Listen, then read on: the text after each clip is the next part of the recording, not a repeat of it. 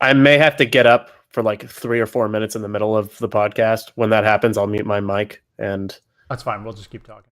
yeah, and I just don't want you guys to be like caught off guard. Like, where did he go? That's like walk off on us. All right, I'm ready to go. You guys ready? Yep, Ready. All right, let's go in.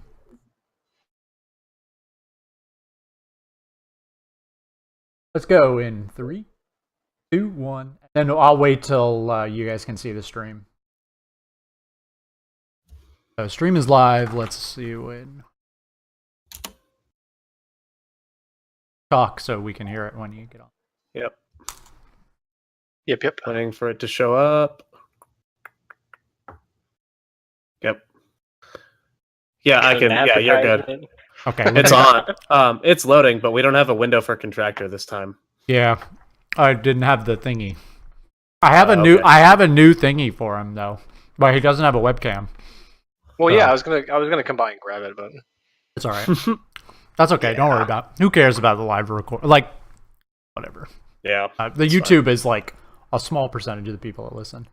We have 300 people that listen to the RSS, and we get like 60 or 70 views on the YouTube. So like, Whatever. whatever. All right, you guys ready?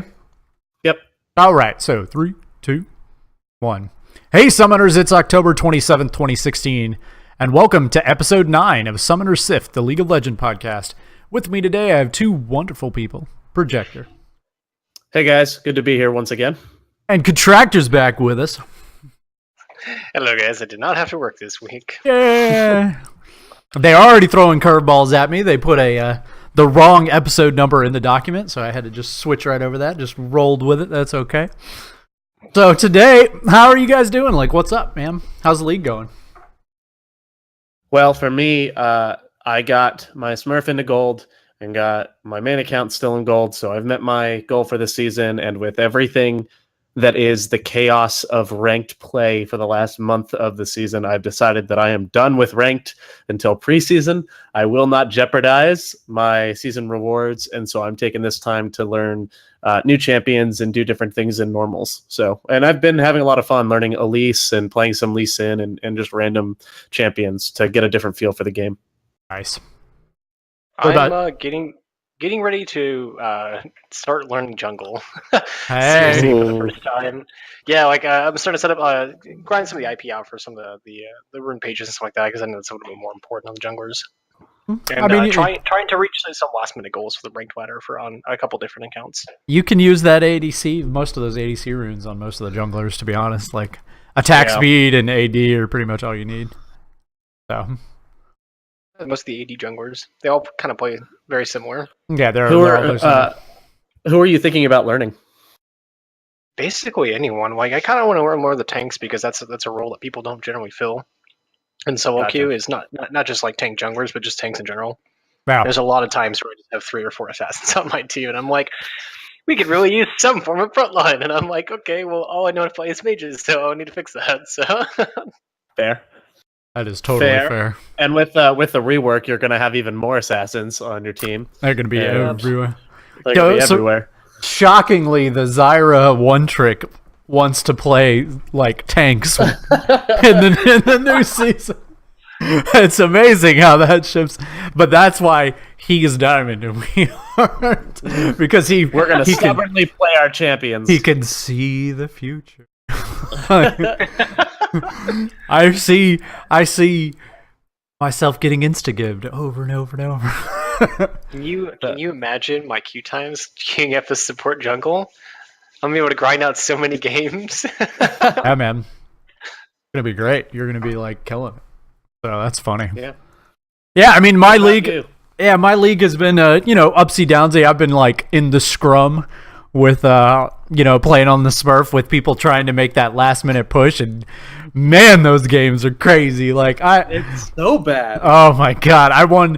So I mean, I've like lost games where we were ahead by like 15 kills, and I've won games where like we had no comp at all. Like I played Shaco for the first time in a ranked game last night and like crushed on him. Like I haven't played Shaco since like God. I haven't played Shaco since like season. Now. You're that person. I like guy who clearly knows nothing about Shaco, and he's like, "Fuck it, I'm taking it into ranked, boys. I'm going, boys." And the crazy part about it is I didn't have a room page set up for him really, so I just went like full AP Shaco, and was just deleting people. But I built him 80. Oh, it was awful. Like it was. But we won. That's what matters. You're a terrible human being. Yeah, he's a blast. He's fun. So, also like I fell off somewhat hard, but I got like the first 5 kills of the game without a death, and then then some. Yeah, you just turned into a shitty walk. Pretty much, yeah. It was interesting. So we did some things. But yeah, I mean, so I've been having some fun in the fun end of the season ridiculousness. I always say like don't try to climb at the end of the season, but man, it's fun to play because it's just like pure insanity. Like people are playing all this nonsense. Like, are they gonna have a Smurf on their team? Most likely. Like there's always some Yeah, go ahead. You can play ranked at the end of the season if you do not care about your LP. That's kind of the attitude you have to take in. Because if you care about your LP, you're gonna hate your life with all the boosters that show up in low elo to get their friends up to gold or whatever goal they want to make. Like it's just the amount of like high elo niddlies that I've come across in my last 10 games is way too high. Like it's absolutely ridiculous. As a person who is also guilty of boosting people at the very end of the season to help them get to gold, I too have run into lots of high challengers. And I have to start banning her in fucking gold and flat. Yeah, exactly. Yeah, it's bad. Like, what are you doing here? Like, go ahead. No, it's always like right around there, like where like you and I think most of the stories and even the chat's kind of saying this is the stories like at the end of the season are very polarized. It's either like, oh, I just won like 15 games in a row, or like I just lost 17 games in a row and fell from like I was in silver 1 in my series and now I'm silver 4, and it's like you just feel so bad, but that's how it is. It's like super streaky and crazy like variance, but I love it, man. It's a blast. So I like getting in them scrums and getting dirty. It's certainly an interesting meta because it is a good mixture of people who don't really give a shit at all about it, and the people who are ultra tryhards who are playing their best champion and only their best champion and might actually dodge if they don't get that champion or it gets banned. Yeah. And then you mix it in when first time Shakos. Yeah, and the funny thing the funny thing about it too is it's always like everybody's like, especially at the end of the season, they're very, like, even the people in the games are very polarized. Like, they either just don't care at all, right? They, like, don't care, it's whatever. Or there are people who care way too much and, like, they miss, like, a CS and they just tilt off a cliff. And it's just, like, pure rage in the chat. I mean, it's crazy. I played an Elise game in ranked just, like, 2 nights ago or last night. I don't remember which. And there was a Vayne Nautilus bot lane on my team. And apparently the Nautilus died to a couple bad trades early. And then he took 1 or 2 CS without a relic stack. And the Vayne AFK'd and was calling Nautilus a troll. For 12 minutes, the Vayne AFK'd, sat in Fountain, and called Nautilus the troll. I love it. Over 2 and CS. Then decided to start playing when it was already too late. And we lost. It's like, what? What is wrong with you? Why would you do this? At least have conviction if you're going to be an asshole. Yeah. Don't give up halfway through the game. Like if you're going to be that guy, be that guy. But like, hey, everybody out there, don't be that guy. Like, just take it easy, guys. Like, trust me, just raging at your teammates and talking. Like, if anything, like if you're really pressured to like climb at the end of the season, you should talk way less. Like, don't chat at all. Like, don't talk to anyone unless it's the most positive thing you could ever say. Like, oh man, great kill, like sweet dragon, what an outplay, like crazy stuff like that. Like, man, you totally had him. It was so close, but like, because everyone is like really on edge at the end of the season and they tilt like super hard. That's why I love playing at the end of the season, because like I love camping people and making them like rage quit. So like, man, it's so easy. You see so many more like just pure like rage outs like this time of year. Hey Benson, are you telling them to be the best Master Yi main they could possibly be? Yeah, be the best Master Yi. Guy who 1v5s and meets all 9 members on the entire game and just doesn't care about anyone but himself. Yeah, 100%. Like stop paying attention to all your teammates and just hardcore carry because. Oh yeah, it's like talking to you is overrated. Yeah. Talking to them is overrated. Just mute them all. Like ignore the pings. Like just do your thing. Because if you're gonna get to gold, it ain't gonna be because of them. All right. Like if you're gonna hit whatever goal it is, it has nothing to do with them. All right. It's all on you. I mean, yeah, they're gonna affect the individual like win losses, but they're not gonna affect like you climbing. So just ignore them. So going from end of the season now into the off season, especially since this off season is going to be only like a month. I think season 7 starts in December. Let's talk about that. Let's talk about that real quick. Like, what does everybody think? Like for one, like, what do you think about it only being a month? And two, like, what do you think the reasoning behind that is? So, like, Contractor, you go ahead and you go first. Yeah, go ahead. I think it's hold on. You're cutting out. Talk one more time. Do you sound like a robot? Okay, there you go. You're no longer Robo Contractor. Kill, exterminate. Play Vel'Koz. Ignore your team. I think it's to help people like basically not like the stagnation of like the 2 to 3 month time in between the season and the next season.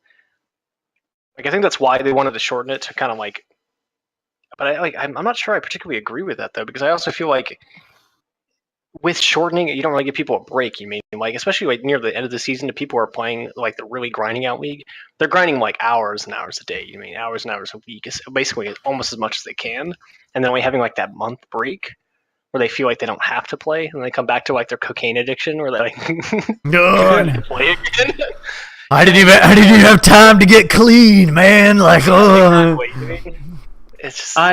I see. I'm concerned because like I feel like this isn't the season to do only 1 month. I feel like last season would have been the one to do, or like the season we're finishing would have been the one to do a short one, because this one they're introducing a whole bunch of new items, a whole bunch of new jungle stuff. Like the changes are so far reaching across the game that I don't think they're going to have it balanced in time. And I think the beginning of the season is going to feel just like it's preseason, except the games actually count. I would actually argue that that's exactly why they're doing it. And I'll tell you why. So like the reason that I think they've shortened the month is because they are concerned that they have to get this stuff like into check before the pro season happens. And the only way that they can do that is by starting the season quicker.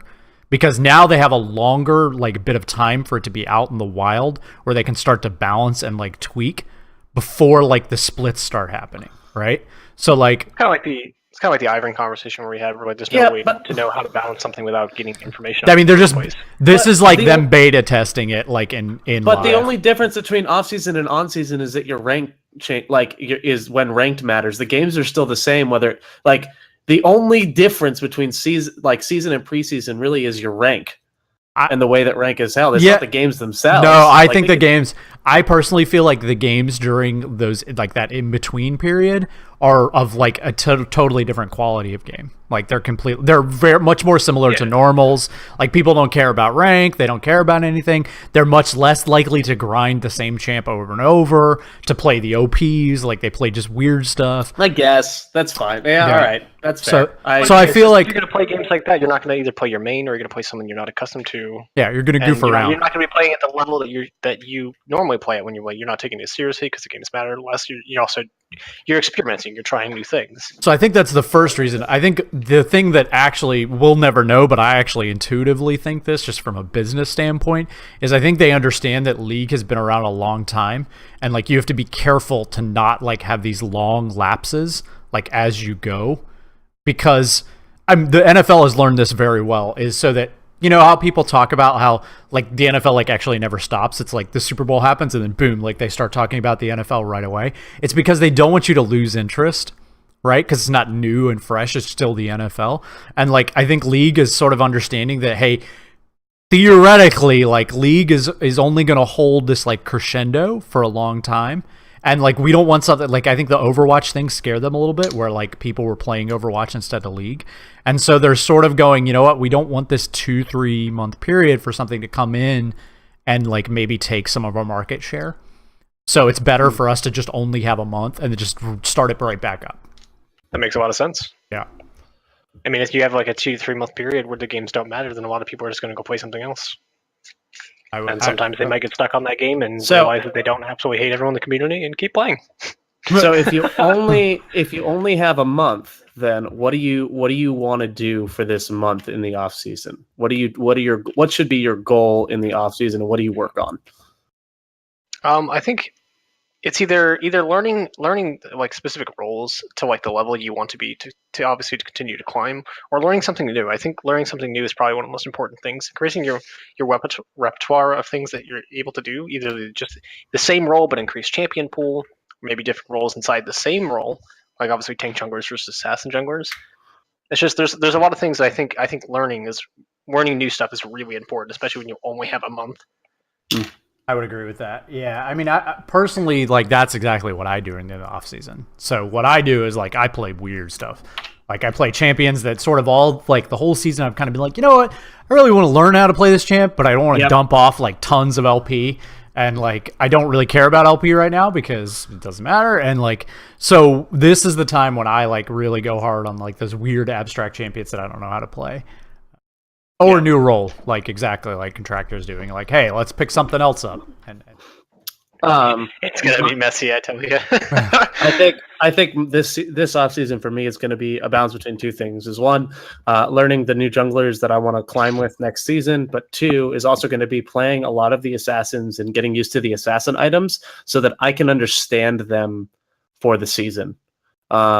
Because there's just so many changes, and I'm not really that great at just reading and understanding the numbers behind something. I really need to see it in action to really understand things. So the more that I can expose myself to during that time, I think will benefit me for the next season. Yeah, no, I could definitely see that. Like I take a little bit to like sort of adapt, although like a lot of times I'm sort of hit or miss. I either like climb like gangbusters at the beginning of the season, or like it takes me a while to figure it out. I'm hit or miss. Like I've had instances where I come into the game and it's just, I think that's because I need like certain environments to do well in. And like when tanks are really good, I climb. When tanks aren't really good, I'm kind of like, eh. So it'll be interesting. This will be a weird off season, especially with Rengar being different. Because I'll pick him back up when he is, and it'll be weird. So like when you're doing that, like here's I think like a good piece of advice would be like so what like are the things like this is the time to like do fundamentals, right? It's like get back to my fundamentals. Like you know how like Jordan lost a step like that one year and then he like went back in the lab and learned the skyhook, like he learned that fadeaway kind of like thing. Like what are you gonna do like in the off season to like build your fundamentals? Contractor, what are you gonna do? I want to CS again because, like I said, I played almost primarily support and nothing but support for almost a season and a half now. And those odd games where I don't get support and I will have champs that like just pop me on mid instead is very awkward. Like the CSing is okay. It's like riding a bicycle. There's a lot of like the farming mechanics that I'm still familiar with, and it's not a problem. But basic tack farming. Is difficult, especially not on 80 champions. Like I was having pretty horrendous CS. Like I was having like 67 at 9 minutes. Like, playing mid? Yeah, really, mid is... Yeah, that is really bad CS. I was like, holy crap. Yeah, mid is a weird world, like learning how to like... Because man, like when you're just playing those champions like as support or whatever, when you're clearing a wave, you're mostly just like spamming all your abilities because you can't clear it anyway, you know? So you like you don't have any items, so you're like, well, I'll just push all these buttons, you know, and hope the wave goes away. But like when you're mid, like there's so many situations where like I need you to the last hit, because if you just spam all your abilities, you're gonna run out of mana. So like that's why me personally, I just play a lot of like resourceless champions, so I don't have to deal with it. So I can just spam my abilities and wave clear, but that's clearly not the right way to do it. So it's a weird adjustment. That's also why I jungle too, because last hitting is like really hard. It's too much work. Yeah, I can't. It's horrendous. it's there's a lot of matchups where like it becomes less important because like there's some matchups where you have to fight. Yeah. Like the other person's goal in the lane is to do nothing but basically harass you and fight you the entire time. Sometimes you just can't farm. You want to farm, but the whole time when your opponent's trying to kill you, you have to fight back. Otherwise, he's going to make a lot of profitable trades, and he's just going to zone you from the wave anyway. Yeah. So a lot of times you just do have to fight, and so like when your farming numbers are low because of that, that's not a big deal.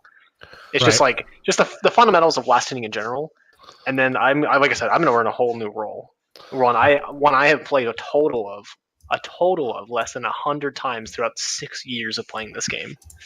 I think you'll be a good jungler. You'll welcome to the dark side of the jungle. You know, I can't. You know, this what you guys are talking about really makes me so excited for the practice tool that they're finally coming in sandbox mode, as however limited it is. The fact that I'll be able to lock in at level 1 and practice my farms or practice my jungle clear, like all of that to me is super important, and that's what's kept me from really dedicating myself to top lane. Is my CSing is just terrible, and it seems to never get better at the early levels. So being able to lock that in is going to be amazing for me to help my early game. Yeah, I'm going to actually, we're talking about roles. I'm actually going to pick up support again. It's weird because you're like, I want to be a jungler. And I'm like, you know what? I want to start playing support more, because I feel like when the assassin, like the types of champions that I play on support are very good in an assassin meta. Like I play like Alistar, Thresh, like these like sort of tanky, peely supports. And like, man, like a good Thresh when they have an assassin just shuts him down, like just turns him off. And it's like, nope, you don't do anything. Like, and Alistar the same way, although Alistar's going to get all weird. And so I don't know what he's going to look like. But so I'm going to pick, I think I'm actually going to get away from the top lane for a little bit, because I've been getting kind of dumped on up there, and I haven't really dedicated myself to it very much. And I want to kind of get back to the support. I used to be a support jungle main forever. And I want to kind of pick that back up a little bit. Gotcha. What about you, man? I really need to lock down my top laning. Like if my jungling is around, gold 2 in skill, as far as being able to hold up against other people, and just that would be where I estimate it at. My top laning is like silver 4 or like it's see, as a jungler I can consistently get fed, get lanes get fed feed. No. Yeah, get fed feed. But as top lane, I either go even or I feed. Like there's really I'd never really hard carry a game as top lane, and I really need to learn how to do that and carry from the top lane. Because right now I can almost guarantee a win as jungle, or at least I can get closer to guaranteeing a win as jungle, as opposed to as top lane. I'm like, well, I hope that my team wins, because I'm not gonna. I hope I don't go 0-7. That's like me. It happens. That's more me often than you think. Yeah. That was one of my problems when I first tried to learn jungle a long time ago. As I was primarily playing Lee Sin at the time. Lee Sin was obviously still solid, as he always is, but he was the champion I was playing all the time, and I was playing ADC and mid were my 2 roles back then. And so my normal primary concern was just killing people. So Lee Sin obviously very, very good at that. The only problem is I knew nothing else about the game. I knew how to kill champions, and that's it. I didn't know how to control objectives. I didn't know how to push that advantage to end the game in the first place. Nothing else. I would start off the game 4 and 5-0 consistently as Lee Sin, and then we would just lose the game. Just almost every single time. It's hilarious, because that's literally the exact same scenario that I was having when I started playing him.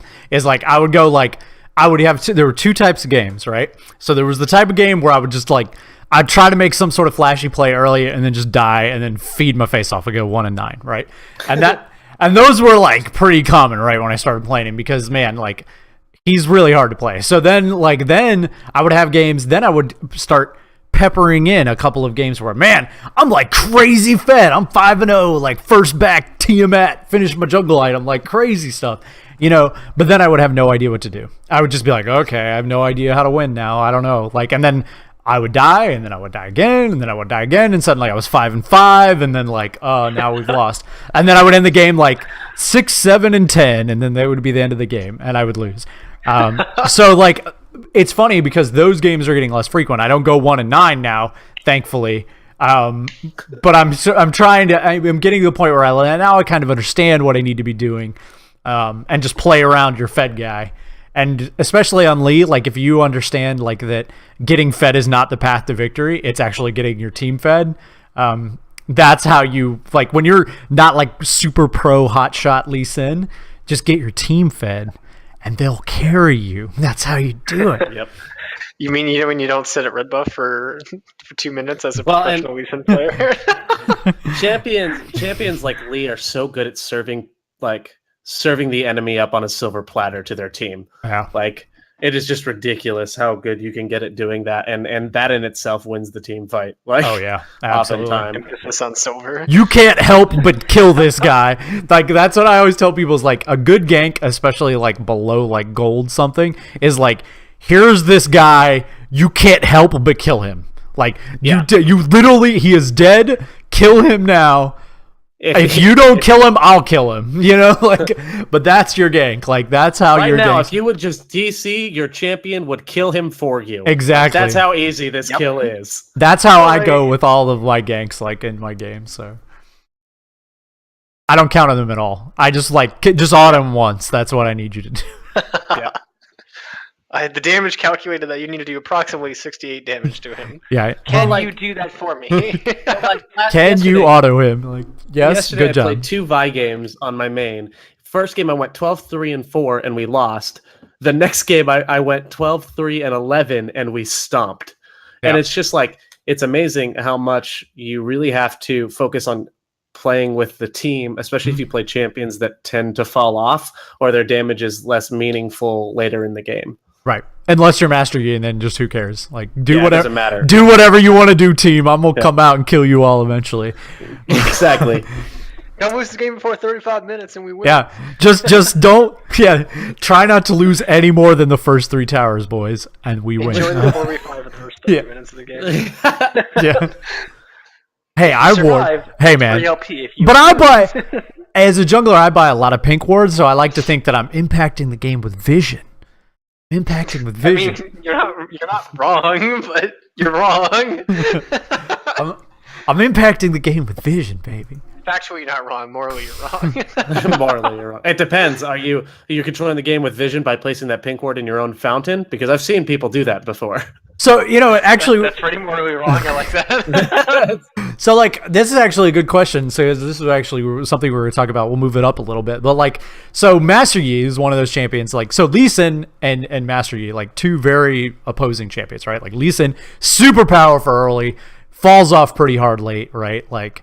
unless you're Medios, and then it's the exact opposite. But Master Yi, on the other hand, is like completely weak early, like no ganks, can't do anything, and then late is just a like monster powerhouse. So when you're on that, so most people understand that, hey, like if you're Master Yi and you get really fed, you know what? Hopefully you can carry because like it's pretty easy. You just run at them and attack them, right? Okay, so but the tough thing is like, what if you're in those late game situations and you're Lee Sin and like you're 10-0 early and you're just crushing and like somehow the game doesn't end and like it's 35-40 minutes into the game and you're like, what do I do? You as a Rek'Sai player should be somewhat familiar with this, right? So you're familiar with the 40 minute stall, right? Yeah, and even to some extent with Elise, though Elise and Lee Sin tend to be a little bit more forgiving late game, whereas Rek'Sai, especially since the build is tank, you're pretty much useless damage wise late. But I've seen it like, if it's late game and you're just like, well, crap, I really hope my team does something good here. Like, I can't do anything. This is super frustrating. Like, that's what I hate. You really want to try and win the game early with them and make it so the enemy team really can't come back. Yeah. I mean, you have your options, but they're not good options. Like, you build tank and you just be the CC to knock up the Rek'Sai, and that's basically all you do. Yeah. And then try to build up for those true damage bites, but for the most part, like, those are your only options. Yeah, I feel like not good. Conceptually, I think what's important and less like from a specific strategy. Like, if you're Lee Sin and you're really fed and the games went long, here's what you do. Like this, you should build this item. No, it's not like that. What you should be thinking about, and I think this is important, is like, okay, like I can't kill them all now. Like, what can I do that's useful? You know, start thinking about like, what is my plan? Like, what am I going to do? Don't just like durdle around and be like, I'm just useless. I can't kill anyone. Like, they all have GAs, whatever. like, because some people do that. Like, they get late in the game and they just get frustrated. They're like, why isn't the game over? And then they just they just give the game away. Like, figure out how you can be useful and try to see if that works. Like, if you're Lee and like they're falling off and like you think if you have a Jinx on your team, maybe the plan is stand on your Jinx and just stand on her and like W her and push E and kick anything that gets close to her. And like, I've won plenty of games that way because most of the games that go late on Lee that you're winning, they're generally super sloppy. You're not going to do any like fancy Lee Sin stuff to end the game because you're not a pro, you know, like, and if you're a pro Lee Sin, this isn't a conversation we even need to have, right? Like, you're going to figure it out. Yeah. But when you're like trying to learn those early game champions, just try to be useful. Just figure out what it is that you feel like you're contributing and do that. Like, if it's Elise, like Elise is a good example, right? Yeah, I was in a game just 2 days ago as Elise, and the enemy brand was super fed, and we were losing. And I saw that the brand was making a couple missteps, and it was past the time where I could do anything meaningful in team fights. But what I started doing was just sitting in a bush, waited for brand to a face check, and then immediately right when he came within range of my cocoon, I did my full combo and deleted him. Because late game, Elise still kind of has the ability to do that in a 1v1 against a lot of squishy champions. So deleted him, and then my team could win the ensuing team fight after that. And so I use Elise, and Lee to some extent would be somewhat good at this too, to make those 1v1 picks and punish bad positioning. Yeah, and me personally, like when I played a lot of Elise, I would use her like, and it's a good example of like playing it differently. Like, I used her poke. That's all I would do is like, because you normally have a Rylai's and you have a Ludens, and I would just stand there and push W a bunch of times and be like, well, hopefully, like, this works. And then I would just cocoon anybody that came in. I would try and get a pick with a cocoon and just sort of sit there and just, this is what I do now. Like, I push cocoon and I buy pink wards and, I push W over and over and over and like hope that was enough. So your early game becomes about getting your team ahead, or and then your late game becomes about keeping your team or protecting your team. Yeah. And so early game is getting the kills, and late game is protecting from the kills. Yeah, stopping them. Do you guys think that is a problem with the community as a whole, as being very inexperienced late game? I think so. A lot of people either don't get into very late games, or they don't have the games last long enough to really experience late game and really know what to look for. I actually feel like it's more like frustration that the game has went this long. I think so too. Yeah, I think we're like 40-45 minutes, people get bored. They get bored. They're like, I want to go on to the next one, because like either A, they're fed, right? And like they're like, why isn't this game over with? Yeah, like I'm stomping, like I won, like, right? Or they're not fed and they're like, I'm done with this game. I want to get out of it. Right? Yeah, they're like, I got shit on all game. I don't feel good. Which, if you can avoid being that person, you're already at a significant advantage. Yeah. All you need to do is wait till someone wastes that key ability or steps out of line because they're trying to force a team fight, and you win. Like, if you can keep your wits about you, if you can keep calm, then you're already at a huge advantage for those late games. That's how I feel like, especially in solo queue. Like solo queue games aren't made by like great macro. Like, they're not one off of great macro play or like, some flashy, although some of them are, but most of it is like fatigue. Is not just being like, okay, we didn't just run into them after we blew like all of our abilities. Like we didn't just run, because that happens so many times where it's like, well, we blew all of our abilities and we missed, and like, so we just faced right into them anyway, and then we lost a team fight and lost. And it's just like pure fatigue. And like, if you just like sort of go, that's fine, like we'll kind of wait it out and just be patient. I feel like a huge percentage of solo queue games are off of who's more patient. Like, who didn't try to take a Baron off of nothing? Like how many times have you been in a game where like nobody's dead and like they just randomly try to do Baron, and then you walk up and ace them and end the game? And it's like it happens a lot. The answer is a lot. Yeah, people get super bored and they're just like, let's just go for Baron, and if we get it, and we win. And if we don't, like, it's over. Now, there's times when that Hail Mary is, like, there, where it's like, well, we're down 20 kills, and we just picked our Fed guy. Let's try Baron. Like, that's a different thing. Now, that's not what I'm talking about. I'm talking about when, like, the games are close, and it's, like, a stalemate, and then, like, you just maybe you chunk one guy, like their support, and you just like, they just go beeline at Baron, and they're like, let's do it, and they just get stomped and you win. It happens so often. So, yep. It's frustrating, but if you can keep your wits about you, you have a significant edge, regardless of what champion you're playing. Yeah, and I think like that leads into like, so this is a good time to be really looking at like yourself. Like this is a good time to look at like the things that you do and like, why do I win? Why do I lose? And how, like, a good way to do that is looking at replays, right? So like when you watch your replays, what are you looking for? Do you watch your replays ever? So I watch a lot of my replays, but here's what I don't watch them for. I don't watch them because I think I'm going to get better at the macro game necessarily, because at my elo, I'm not even sure what the right thing should have been, unless it's really obvious that I shouldn't have taken a fight or I shouldn't have been there. Chances are I may not see that. So what I'm looking for when I watch my replays are my mechanical errors, why I lost the fight that I took, or things that I could have done instead of taking that fight. So I'm looking for the small things, the micro level things that I can improve from myself. Did I try to flash a wall I couldn't flash? Did I, go somewhere that was dumb? Did I risk dragon and there was a huge wave against us bot side? Whatever it may look like. Those are the type of things that I try to look for, because ultimately, you're watching your replay, you won't notice the opportunities you missed, really. You won't notice really the times that you could have actually killed your enemy laner, but you will notice the times that you screwed up, or even in the things that you did well, the things that you could do better. So that's what I'm looking for when I watch my own replays. What about you, Contractor? Different about the conversation we have about the fundamentals, I think it's a very good idea to watch those to understand which fundamentals you need to work on in the first place before you obviously start to improve things. You need to have an understanding of what you need to improve on in the first place. I think that's very important, and watching your replays is obviously a very good way to do that. Yeah. Personally, I don't watch my replays. It's not really for like arrogance or whatever, but like when I make a mistake, I know it instantly. Yeah. I think you're a little beyond the point of me and Projector, where we're like, oh man, I pushed the wrong button. Yeah, like there. So there are a lot of times where like, and you guys have heard this if you play games where I'll say like, well, shit, they're dead, or I'm dead, and it's like 6 seconds before it happens, right? Mm-hmm. Before they throw in any of their abilities, it's a positioning error. It's how I see them on the angle that they're ganking. I know. I walked too far forward. I had a ward in the tri bush, but I didn't utilize it properly by not managing my minion wave. I pushed too far forward. The jungler had a good angle on me, and I know I'm dead.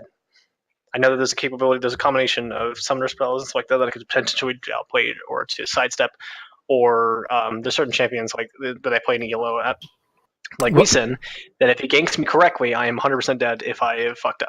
Yeah. Like he's going to kick me, then he's going to Q me afterwards, and the ensuing burst is going to kill me. And there's nothing I can do because he can just flash ult me. Yeah, like, so for me, I mean, personally, like with replays, especially as being a jungler, is like you start to pick up like bad habits that you do. And I've started watching my replays a lot more, like since I stream and doing that sort of thing. So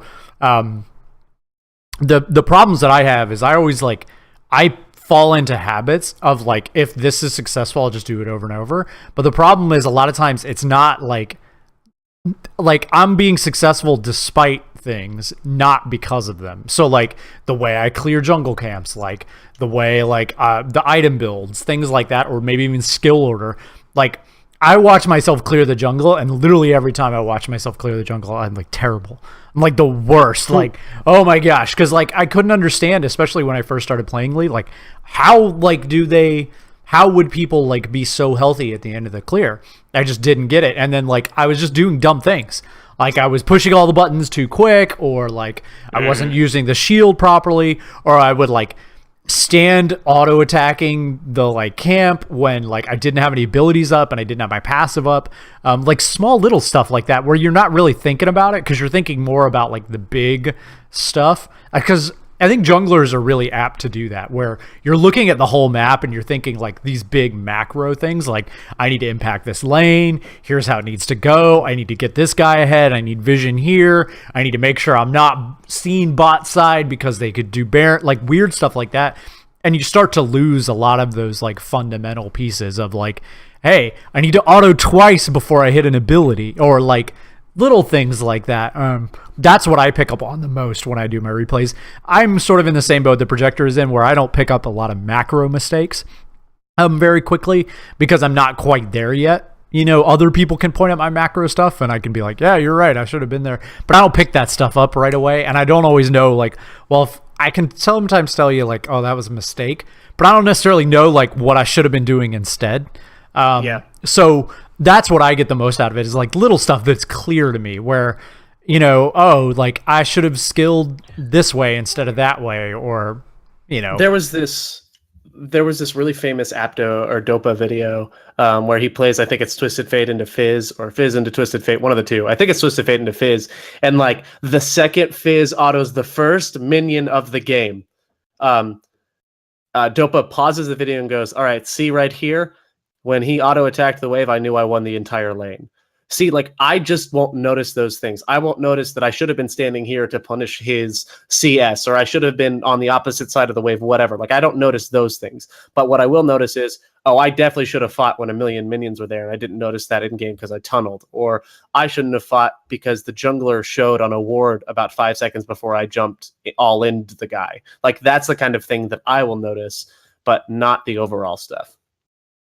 I mean, I think especially like as you're lower, and that's actually a good like conceptual thing, is like, okay, when you're like bronze through probably like plat, like low plat, mid plat, macro doesn't matter, right? To a certain extent. It's somewhat important, but it's not nearly as important as it becomes later, right? What matters, a lot of it, is like the small stuff that you do. Do you build correctly? Do you skill correctly? Do you understand what your job is? Like, do you know what buttons to hit in the correct order? Like, do you know how to do like key important combo stuff? Like, if you're Lee Sin, do you know how to like push R and then Q him and then push Q again, and like in what order to use your abilities? I feel like that's way more important at the lower stuff, and that stuff will carry you, period. Like just that. And then later it becomes important to like build on that foundation of like, okay, and now all this stuff is easy because I know like I've played enough of the champs, like I know what buttons to hit. Now I have to actually think about like, what do we do versus like the strategic part, right? Like you can't be like a general if you don't know how to fire the rifle. You know, and like that's sort of how it is. Like if you can't hit anything with a rifle, it's really hard for you to like tell soldiers where to be. And I feel like that's kind of how like bronze through gold is. Like people are so worried about like this macro play, and it's like just kill your laner or like learn how to CS. Yeah. This is why I respect Projector's decision to start learning all the new assassins, because how do you learn how to play correctly against something if you don't know what it does, right? Yeah. I agree. And this is something really I think is really important for what I'm going to aim for the jungle, but I think it's something important. Macro in the jungle should become second nature to you. You should practice it enough to where you can do your proper rotation of your abilities. You mean micro? You mean micro? You mean micro. Okay, yeah. Sorry. And so you never have to think about it ever. Because as a jungler, it is really important that you be thinking about the big decisions, be thinking about what you need to do, because your time is very, very, very important. Those objectives, this control is very, very important. What you devote your resources to in the early game is extremely important. So the less you're thinking about that, and the more you're thinking about your rotation of abilities, you know, you're distracting yourself from the what you really need to is important as a jungler. I think it's one of the things that you have to hammer it down and be very, very good at that, to where you no longer have to even consider thinking about it. And you just know it, you know the champion, you know the jungle, and you devote all your energy into thinking what you should be doing correctly in the game. Yeah, people, if a jungler actually asks, like if they have trouble like clearing the jungle or the path that they do it in or things like that, you automatically know that he's a terrible jungler because he can't think about like other big stuff. Like if the guy can't get through the jungle, then it's going to be real hard for him to understand how to pressure the map, you know? And like there's little things like that matter, but like if you're having trouble in the jungle, like from like a mechanical standpoint, like you're like, I don't understand how to like clear the jungle, you know, things like that, you shouldn't be jungling in ranked. Like you should be doing that in a normal and like figure it out, because jungle's the only role you could do it without having to you don't need anybody else. Like the minions don't change, man. Like, you know, like, yeah, you get a leash and it makes it easier, but you should be able to PV. Yeah. Well, Lee, okay, so Lee Sin and Elise have been a really good theme of this episode. We've talked a lot about both of them. But Lee, you should be able to clear the jungle without having to think about the two autos in between abilities. Right. And Elise, what's great about Elise is that her clearing rotation is virtually the exact same as her 1v1 rotation of spells. Very similar. Just one spell lower. And so, you can just go into a custom or into a normal, and every time that you're clearing, you're learning your ability. But if your rotation of spells, but if you go into a 1v1 and you're going, oh, what button do I press now? What button do I press now? If you're in the jungle and clearing your camps, you're going, what do I press now? What do I press now? And then you get invaded, and you're still trying to think about how to clear your camp to begin with. That's a huge issue.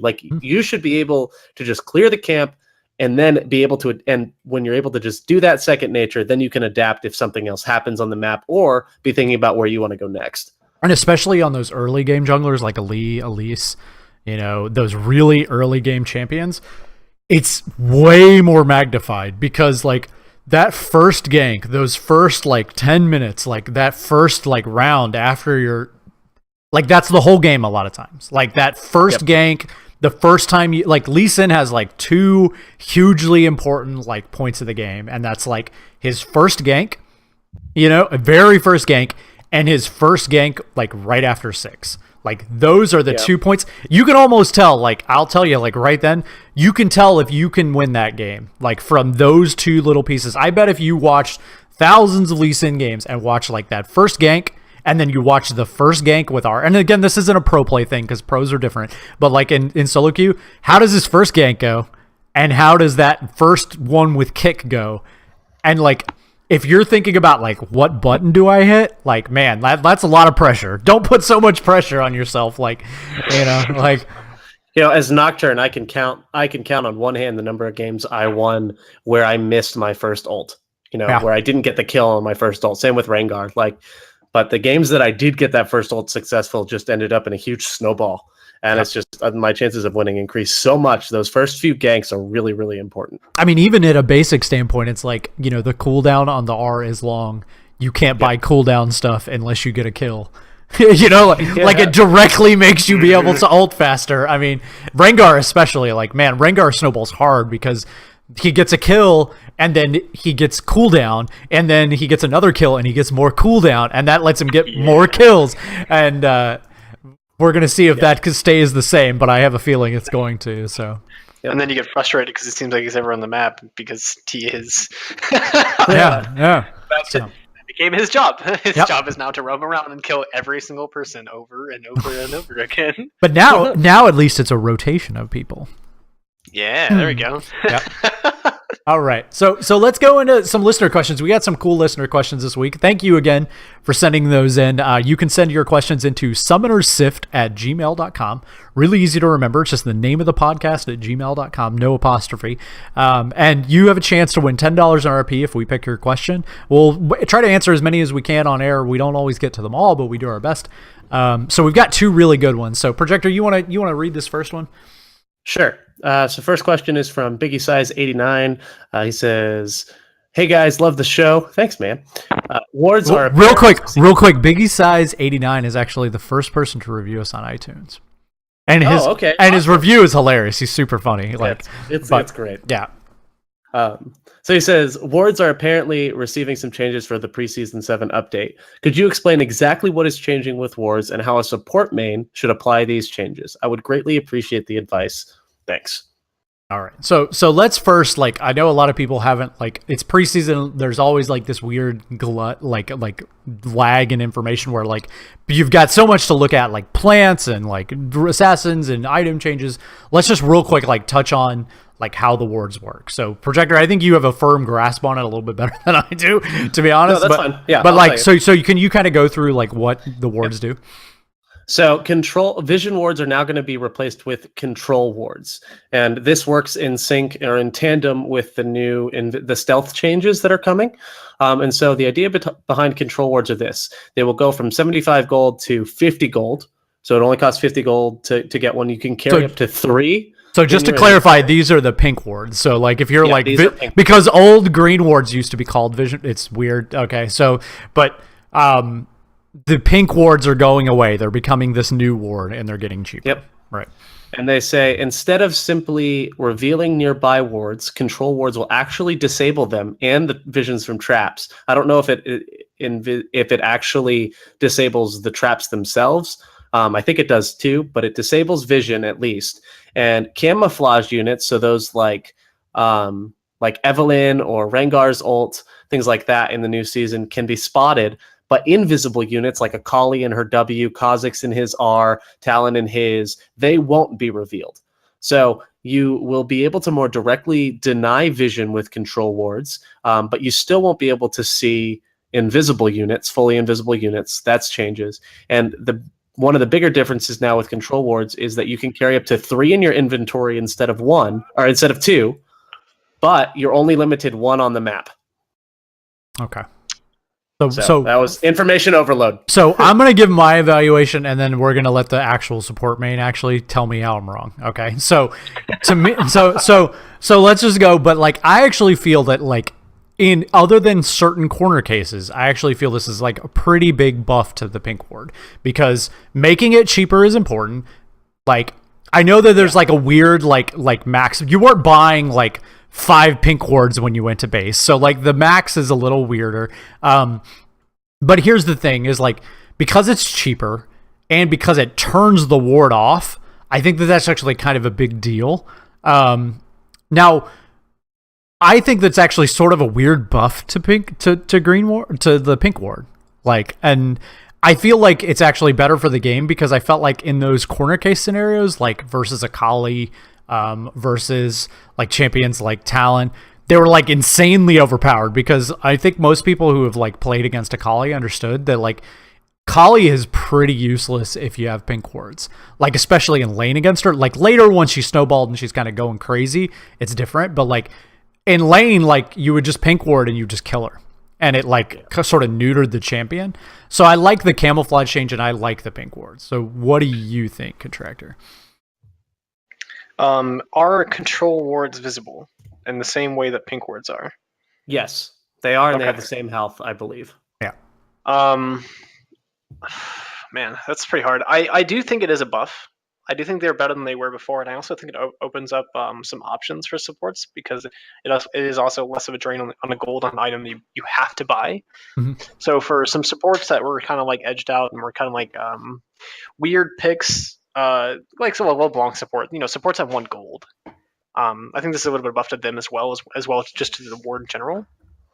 Mostly because the disabling of the traps, disabling the other person's ward. Now, if there's are control wards disabled by other control wards? Doubtful, because then they would just get they only disable the other type of ward. Yeah, I think they only disable. But they disable them, but you can still attack the green wards, right? Like, so if you drop a pink ward, disable and reveal. Okay, they disable and reveal stealth wards. Okay, so you can use them to clear, just like they work exactly the same, except they also deny the vision. In the meantime, okay, that's very, very important. That's a huge buff. Holy shit! Yeah, I feel like it's a huge buff. Like they're just way better than they were. Yeah. Man, being on bot side is very, very, very important for that. Yeah. For bot lane. Bot lane being on bot side, the tri bush. Fighting over that vision is so hard if you're on top side now. That's gonna be crazy. Yeah, because before you would never pink that bush, right? Like if you were on the top side, you would never pink that bush if it was on their side, because you can't defend it, right?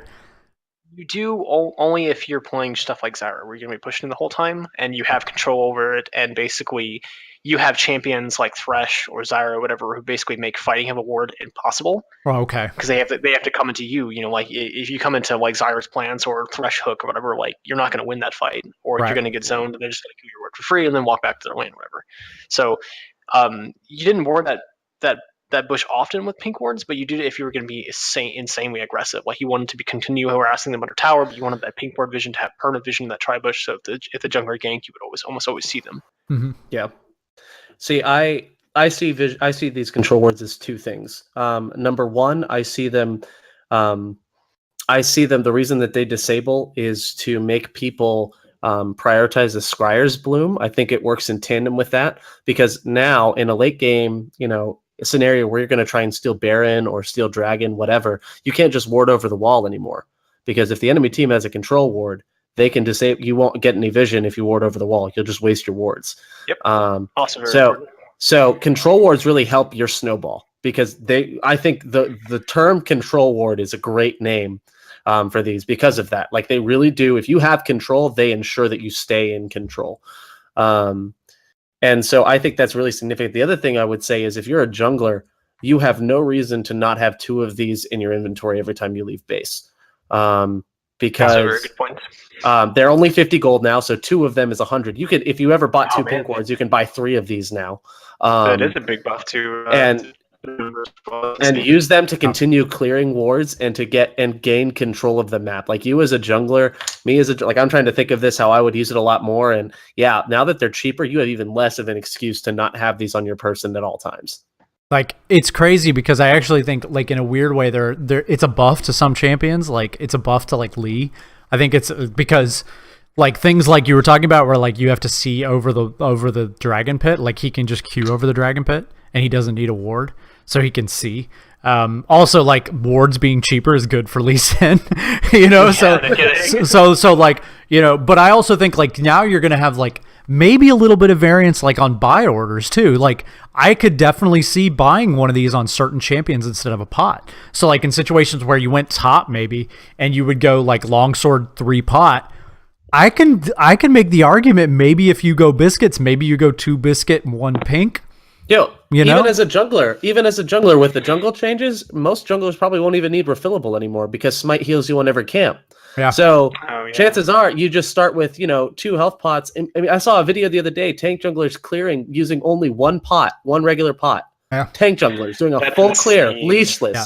Leashless. Yeah. Like, so if you're just a jungler, you get 1 pot or 2 pots and then a control ward for in place of your 3rd, and now you've got early vision. I like that a lot personally because I'm one of the people that longs for like the old days of when we had lots of wards, like back when we could like just wards everywhere. You remember, like we just Jonas build up. We boots 50. Yeah, we would just buy all the wards, right? I love that because I was like, man, like I can like cover the whole map. I mean, we're not gonna get back to that because I think there's going to be a push-pull thing, but like their idea of trying to make this is just a like slight tweak to like making vision like something that's interactive and like something to fight over. So I like it a lot. I think it's a great change. The more I talk about this, the more I like it. It's just really important to remember you can only have 1 on the map per player. So it's really gonna prioritize getting control of the vision in 1 specific area at a time, which is the direction Riot's been trying to move. So. Mm-hmm. Yeah. I think it's also very difficult without help from your jungle to counteract getting camped now, because if I'm Lee Sin and I'm ganking I'm obviously on top side or whatever, and I go to getting top lane and I sit in the river bush and I put a control ward down, right? And assuming I do this after I come into gank, right? I walk through the lane, whatever. I try to gank him, it doesn't work out. I put a control ward there. Now I can either sit there or I can completely leave, but that person has to go and kill the control ward in order to get vision in his river again at all. I wonder if you get a brief come up and help. I wonder if you get a brief flash in the bush or not when you put it down. Before it's disabled? I'm assuming so. Yeah, you do. Otherwise, the counterplay to that would be awful. Oh, it would be so awful. You know, like, because now at least maybe you could, like, be kind of squirrely and be, like, behind a wall and, like, drop it in there and be like, oh, there he is. I got him, you know. And, like, know not to go in there right now.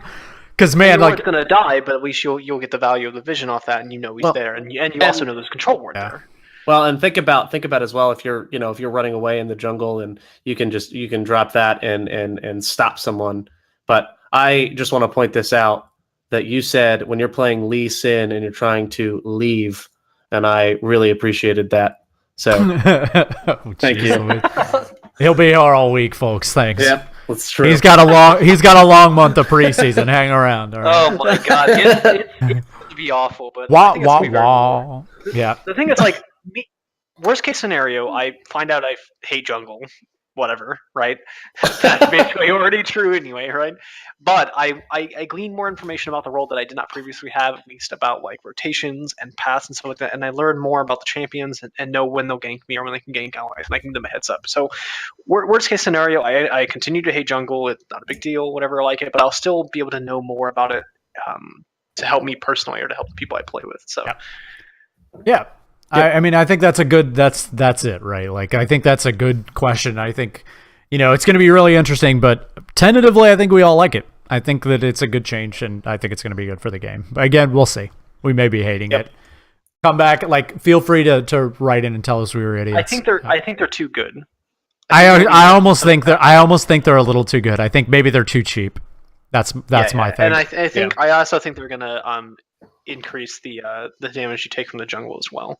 Because like you're saying, tank supports clearing the jungle using only one potion seems wrong. Doesn't seem like it's. Well, you also have to remember that the jungle experience is heavily nerfed. So it's easier to clear it, but they're not getting as much out of it as they did. So I think they will change it, but I'm not sure what they will change. They're goofing around with jungle farm and respawn timers and things like that to make it so that you can't just farm the jungle forever. So what it's going to be is going to be you're not going to have to focus as hard on killing the jungle monsters and being able to get through it, but you're not going to be able to spend all of your time in there and get ahead, which is I think what they're trying to do. So because non-interactive jungle is old school Shyvana with I somewhat agree. Yeah. Although I think I've actually made this point on Twitter a couple of times, but I think that it still holds true is that I think the game is self-correcting in that regard, where early game junglers that can pressure tend to spend a lot more time outside of the jungler, and if that person is not good, if they are bad, if they're a bad Lee Sin or a bad Elise, junglers like Yi and things like that can feast on those people because they don't have to do anything.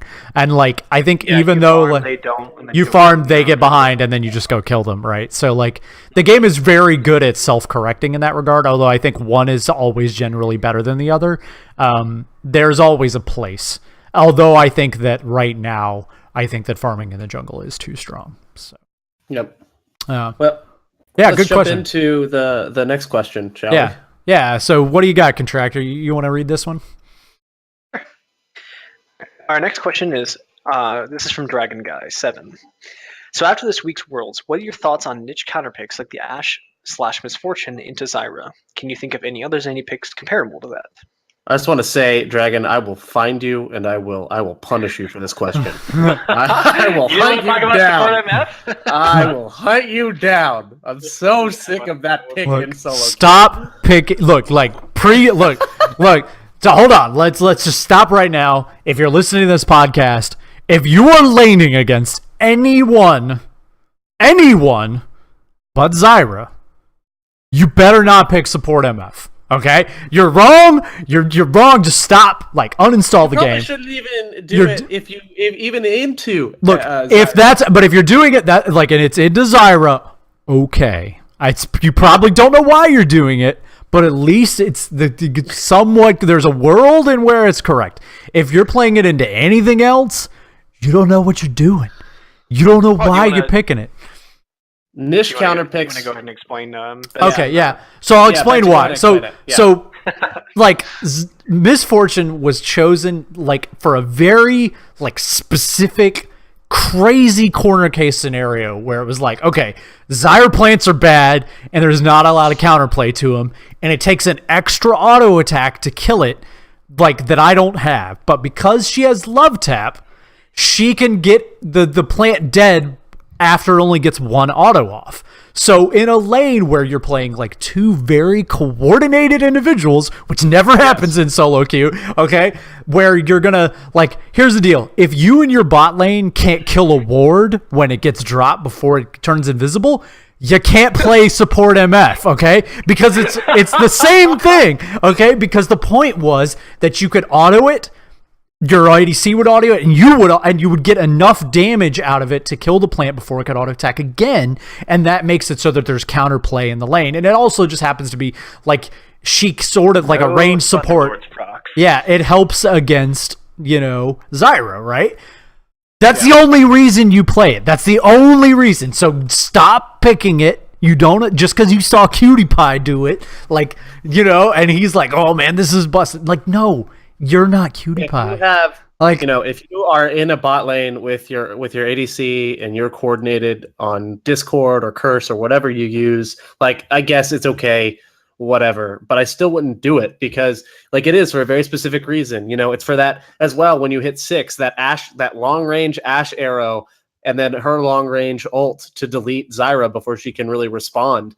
There's so much that Ashe Misfortune is the counter pick. It is not just Misfortune. It is Ashe Misfortune into Zyra specifically. Like it is one pick for one situation. And yes, there are times that's great to do, but only if you're in a coordinated bot lane and you know what you're doing. Yeah, it is a super niche thing like that should not be. What is it? Just leave it alone. Like Samsung Galaxy did the very same thing to H2K the next day. Yep. And missed the combo. Like it didn't actually ever work. They didn't solo. They didn't kill Zyra even once. I think with the correct combo. And that's the Koreans. The Koreans. Okay, you are not them. You are not on Samsung Galaxy. Stop. Like, don't pick MS support. I mean, I would be if it wasn't for my teammates holding me back. You remember a while back there was you remember there was a scourge of solo queue, and I'm gonna like, it's like saying Voldemort, like it's like don't call it by name, but you remember when there was the support in Italy? All right, it's the same but more useless. Okay, like it is the same. You don't do anything. You don't do nothing. You're useless. You're literally there to just for the jungler to come down and farm you. Okay, like Misfortune's win rate dropped like 4%. Since it was shown in the Rocks vs SKT game. All right, 4%. Right, we should. All right, so like. I mean, we've dumped on Misfortune. Okay, like, so don't do it. Let's preface, like, don't you do it out right there. now. It's okay to do it, but you need to understand when and why to do it. Right. Right now, there's nothing that makes me feel worse in this game than winning with a Misfortune support. Yeah, like, because I feel like that guy's like, oh yeah, baby. He's like, you know what he's like? Them to win with it. He's I want them to learn. That's that guy that as the Nexus is exploding is like, he's like 09. And 4, and he's like, GG easy, enter, and you're like, and I carried his butt all the way there, like, yeah. You're like 11, 3, and 10, and you're like, shut up, no. He's like, I have like a 70% win rate on MF. Yeah, but you have a 0.75 KDA. Yeah, but 75% win rate. Like, it's like, oh. But Misfortune's a fine ADC. Like, she's great in her role. It's just like, don't just copy what you see done. Understand why. Understanding why. Yeah. So what's like I said, I think it's okay to do things. You just need to know why and when you're supposed to do it.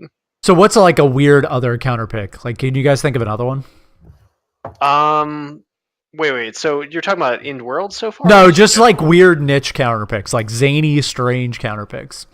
Viger support against a 4 melee team. I was actually gonna say Vagar support because I feel like if they're all bruisers, like Vagar support is just busted. It's so busted. Oh no, it's good, man. As a guy who only plays AP bruiser, I play melee bruisers in the jungle pretty much exclusively, and I hate you guys so much right now. They slam that fence down, and there's just nothing you can do. You just stand there and look at it and go. Like, man, nothing feels worse than when you're Vi and like they have Vagar support. You're just like, no. Oh man. Guess I never get to Q unless I flash Q that motherfucker. Yeah. Why is there support Leona and they have a Vi? I'll flash Q and then I'll miss them and still end up getting hit by the wall. Wall. Yeah. This is ridiculous. You flash into the fence, like it just feels bad. Yeah, or flash straight into it. Yep. Like it's so dumb. This is in reference actually to an earlier conversation we had from a previous episode. ADC Ari. Oh, true. Yeah, ADC Ari. Yeah, I've seen that work. And then hop over the same wall to continue to attack, to feel for yourself, to hop over the wall again, to feel for yourself, to flash back over the wall for the fourth time, to continue fighting once I've used all their abilities. Yeah. So, I mean, I think there are those zany niche counter picks, but I think, like, just understand why you're doing it. Like, have a reason, like, understand why you're doing this. Like, it's they all have pros and cons for being played in those roles. Like support Scion, Scion's like really good against immobile ADCs because you just train him when you hit 6, and then he can't really do anything about it. Yeah. Like what's Ashe supposed to do to support Scion?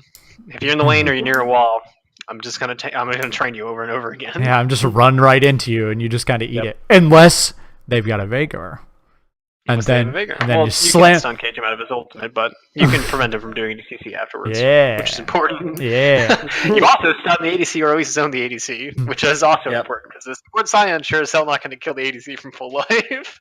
Then you get into the real mini game where if he goes support Sion, what do you counter that with?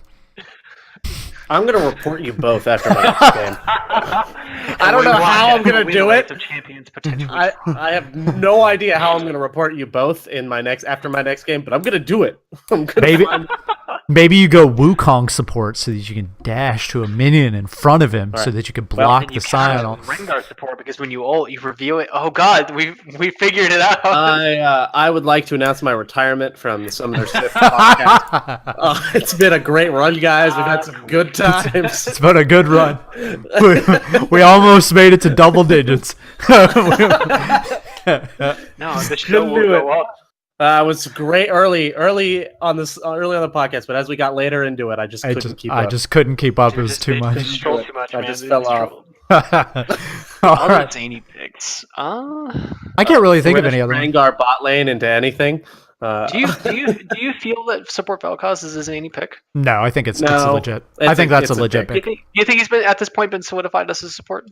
I think so. Yeah, I think he can be a support. Because when I started playing him, no one ever played that guy as support. Now people are just doing it all the time. I think he's very similar to. He's real similar. Yeah, I think he's very similar to Brand, and that like there are lanes that he's good into, and there's lanes that he's not good into. But I can see it. Like, yeah, if you're good at Vel'Koz, chances are you can support Vel'Koz just fine against anything. To be honest, yeah, like the amount of angles that you have to attack from his Vel'Koz. Like I want to use the word geometry because it honestly is just very relevant.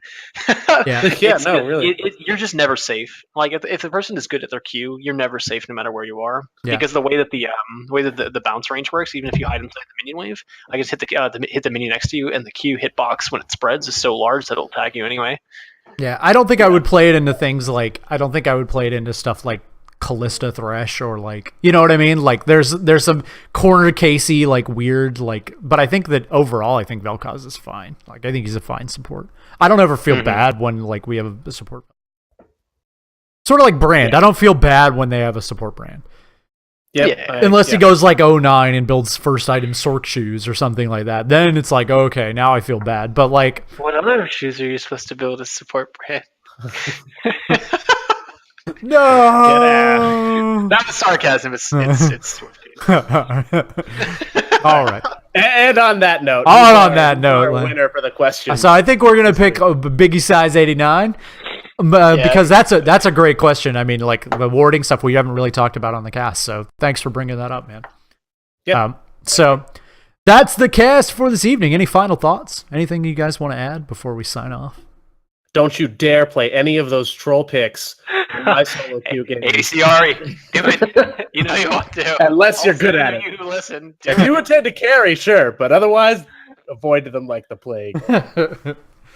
But check out support Viger, and you don't always have to build what's it called relic shield. Sometimes you can just build spell thieves is okay because the way that the change to harassing with your Q gives you now, you don't have to build relic shield anymore, so you actually get more AP off of just building spell thieves and focusing on harassing them with their Q, so you get more AP that way. So it's actually being a lot more viable outfit. And into four melees, right? That's what I would do it with 3. Okay. But I mean, it really when they have 4, it feels horrendous against a team. Like they have very few options to initiate team fights or to basically not have 3 to 4 or even 5 people stunned in a team fight. A lot of CDR on that fence is super annoying. Like it is real annoying. Yeah, I think with max CDR, I think there's maybe a 5 or 6 second window between when your stun cage is out with the duration and then when it's back up again. Oh. Yeah, it's not fun. That's not fun. Please don't. No. All right, so that's tell your friends. That's the cast for this evening. I appreciate everybody coming and listening. If you're listening on iTunes, please subscribe. We need it. We need reviews. Leave us reviews, please. We love them. Good or bad. Good or bad. Just give us rage. We don't care. It's fine. We'll take it. Like strong, virile men that we are. So you can subscribe to us a million different places. You can subscribe to us on Stitcher. You can subscribe to us on iTunes. You can subscribe on the RSS feed on the website, which is summonersift.com. You can watch us live every week. It's on twitch.tv/thebenson with a 0. You can find that on the website as well. You can watch us on YouTube. Same thing. You can find all this stuff on the website. Really easy. We'd love to have you. Also, you can submit your questions if you want to have an answer. Anything is fine. We don't care. We just won't read it on air. So just send that to summonersift@gmail.com. We'd love to have it. And again, you could win $10 in RP. Biggie, size 89 can attest. We pay out. We are cool people. So, hey, also, one final thing. If you haven't heard our new intro, listen to the beginning of the cast. If you listen exclusively on YouTube, you should absolutely download the podcast just once and listen to the new intro because it is hot fire. It is so good. Thanks to Black Enola out there for recording that for us. He's the man. And, everybody have a great night. Have some fun with League. Have a fun rest of your week. We'll see you next week, okay? Take care. All right, bye, guys. Good evening, guys.